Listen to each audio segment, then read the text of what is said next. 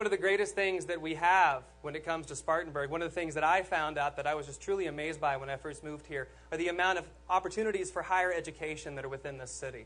I think that's just an amazing thing. Coming from where I do in West Texas, that's not very common. So the fact that we are able to live in a community with this many universities, this many places of higher learning, speaks very highly to the community that we're already a part of. Now, today, we're incredibly lucky. We have one of the students from a university here in town is going to come and be our first speaker. Tyler Swain is a Spartanburg native. He was raised here, educated here. And for the 2010-2011 academic year, he was actually the Wofford International Presidential Scholar. And as such, part of that program, he was chosen to travel across the world to places such as the Middle East, Europe, and South America. He's back now. This is his senior year at Wofford, and he's here to share part of his amazing journey. Ladies and gentlemen, Tyler Swain.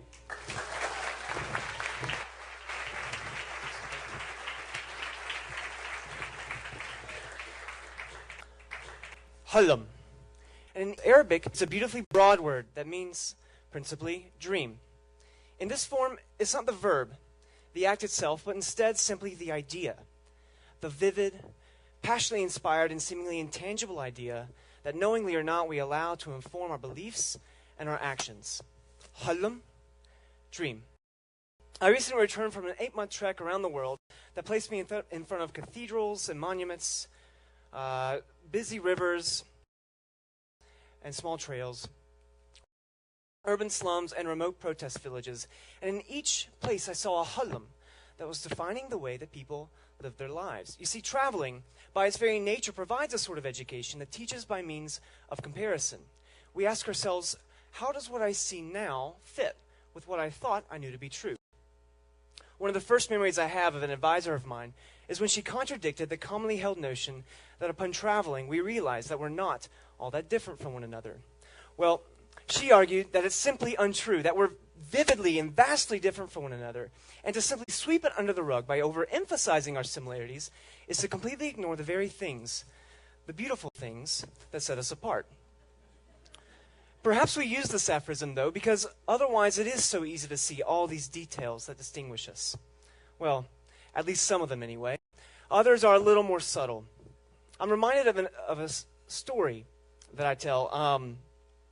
I was in a French class a few years ago, and my professor assigned this assignment that required me to propose a solution to a problem facing a country in the developing world. Now, everyone in the class was to do the same thing, and upon giving my presentation, the professor stopped the class. And this was in the middle of the lot, and so I was horrified. And so looking at the professor and him looking directly at me, he said, "You know, in everything that you said, you sound so American." Now, this took me aback. Aside from the fact that his words did seem piercingly aimed towards me, I, in fact, didn't realize that I sounded so American. But it got me thinking, if even the way I identify and attack an issue is enlightened by my cultural identity, then that identity must pervade every ounce of my being, all the way down to the core of who I am, my values. Could it be, then, that my hulum wasn't even mine? And what about the hulum of everyone else in the world? Was it just some product of the society in which I was raised?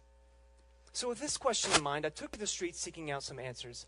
And sure enough, I found distinct differences between what I'll call here and there, all of which forced me to reconceive a notion I had about how the world works. In Madagascar, the mismanagement of resources and an almost non-existent infrastructure forced me to reconceive my notion of poverty.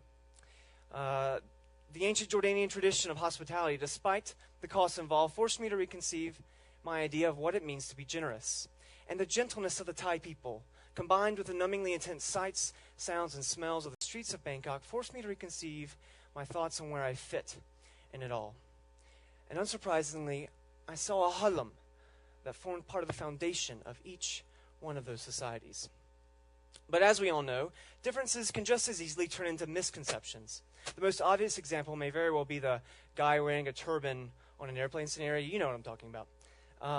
Now I, as a white American male, may very well be the least likely culprit or victim of such discrimination. But given the right circumstances, I too can fall victim to differences or misconceptions developed out of differences.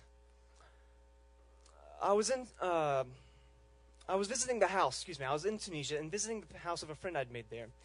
And upon walking in, I was greeted by most of the members of her family, except for one sort of blaring omission. And the entire time that we were there talking, there was this one person that was just missing, and it was her mother. And she was nowhere to be found. In fact, you could hear her. She was sneaking around the house and making a noise, shutting blinds, never showing her face beyond peering out from behind the corner. This was quite obvious, so I asked my friend about this, and she promptly apologized and then told me that her mother suspected me of being a spy. Because for what other reason would an American be spending so much time in a country like Tunisia? At the moment, I laughed at the absurdity of the thought, but upon further reflection, I realized that this was a real emotion and a real fear based completely on her misconceived notion of what an American is. And what kind of Hulum is that? And I mean that seriously. You see, in Arabic, much like in English, there's a root system at play. Whereas we use root words, prefixes, and suffixes to modify and derive the meanings of our words, Arabic uses root letters placed throughout the word with the sounds in between them changing. So objects or ideas viewed as related by the developers of the language will have similarities in their word structure. Take, for instance, the Arabic word for book, kitab. Its root letters are kaf, ta, and ba. Now, offices are filled with books, so it's fitting that the Arabic for office, maktab, also has these same root letters.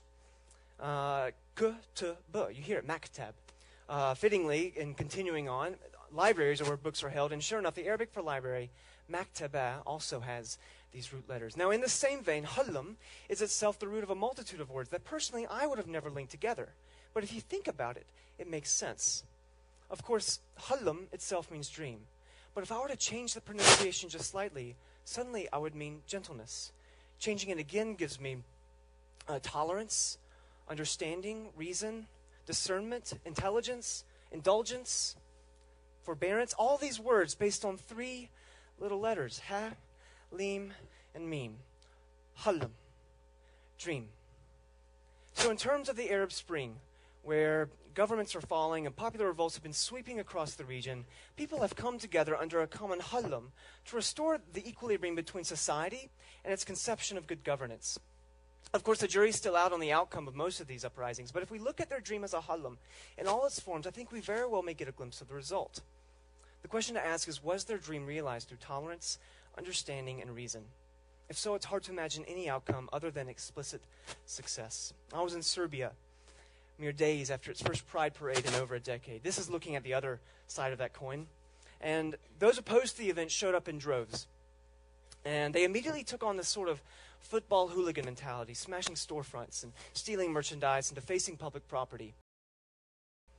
And in the weeks prior to the parade, they would put up posters, and they'd have images of menacing crowds or homophobic symbols. And written underneath was the phrase, "Čekamo vas." We're waiting for you. Now, these people may very well have believed that they had a legitimate opposition to what was happening in their city, but their point was lost in the midst of their passion. They used fear, intimidation, and harassment to convey what they'd come together to protest. And it's funny, I don't see Hulum in any of those words. And how did it end up for him in the end? Well, the parade started and finished just as it was meant to.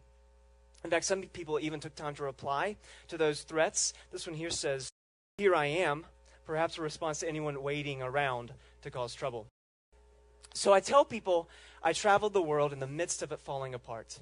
But really, you could argue that it was coming together all along. We've seen uprisings and calamities from Tunis to Hyderabad, Cairo to Santiago, Kankin to Antananarivo, inciting a form of togetherness to fulfill a common Hulum.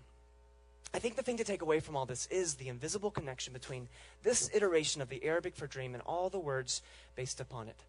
Perhaps dreams are best realized through tolerance, understanding, and reason. Surely it takes a little indulgence combined with discernment for any transformation to occur. And almost no one dreams of things staying the way that they are. So for us, our Hulum for a better world may just require every form of the word. "The future belongs to those who believe in the beauty of their dreams," said Eleanor Roosevelt. And John Lennon beautifully proclaimed, "A dream you dream alone is only a dream, but a dream you dream together is reality. So together, may your every Hulum come true." Thank you.